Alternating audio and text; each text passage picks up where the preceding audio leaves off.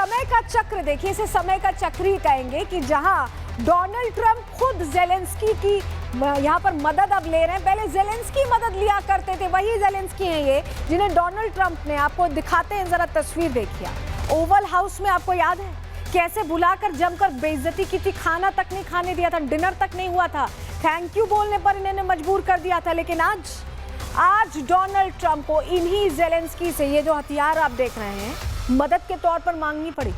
ऐसे में सवाल तो ये है कि आज जेलेंस्की भी पूछ सकते हैं कि क्या आप डोनाल्ड ट्रंप सार्वजनिक रूप से जेलेंस्की को थैंक यू बोलेंगे, क्योंकि खुद तो थैंक यू बुलवाया था डोनाल्ड ट्रंप ने ओवल ऑफिस में, बहस की थी, पूरी दुनिया ने वो तस्वीर देखी थी।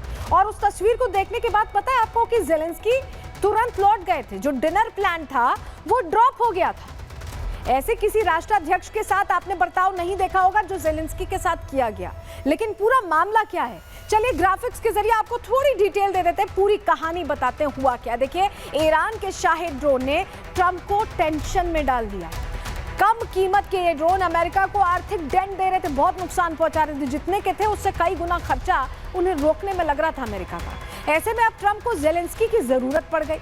दरअसल जेलेंस्की ने एक बड़ा दावा किया था। जेलेंस्की ने कहा था कि उनके पास शाहिद का तोड़ है, क्योंकि रूस पहले ही ड्रोन से हमले कर रहा है और इससे निपटने का फॉर्मूला यूक्रेन के पास मौजूद है। यूक्रेन ने मात्र $1000 वाले इंटरसेप्टर्स डेवलप किए और अब इन्हीं इंटरसेप्टर की मांग अमेरिका भी कर रहा है, क्योंकि वो नहीं चाहते कि इस ड्रोन को रोकने में ज्यादा पैसा खर्च करना पड़े।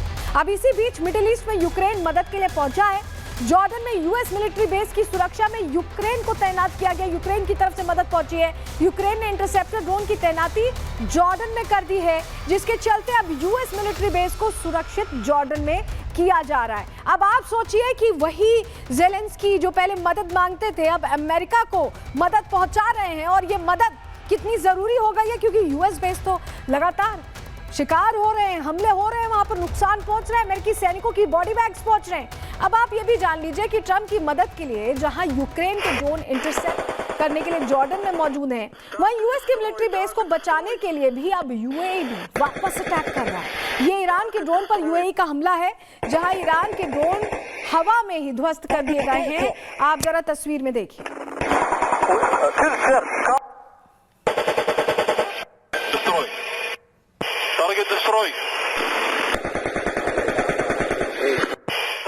देखिए, मिडिल ईस्ट यूएस के मिलिट्री बेस को बचाने में जुटा है, तो वहीं युद्ध में घायल होने के बाद अब दुबई के हालात भी पटरी पर आ रहे हैं। और इस महायुद्ध की शुरुआत में दुबई पर भी हमला हुआ था, लेकिन अब हालात यहां सुधरते हुए नजर आ रहे हैं। आपको वो तस्वीर भी हम दिखा रहे हैं, देखिए ये एयरपोर्ट है जो फंक्शनल दिखाई दे रहा है। एयरपोर्ट के पास अटैक हुआ था, आपको याद होगा बुर्ज खलीफा के पास भी वो तस्वीर आई थी जहां ड्रोन स्पॉट किया गया था, और तब से लोगों में दहशत थी, क्योंकि थोड़े बहुत अटैक्स यहां तक पहुंच रहे थे, यूएस बेसेस यहां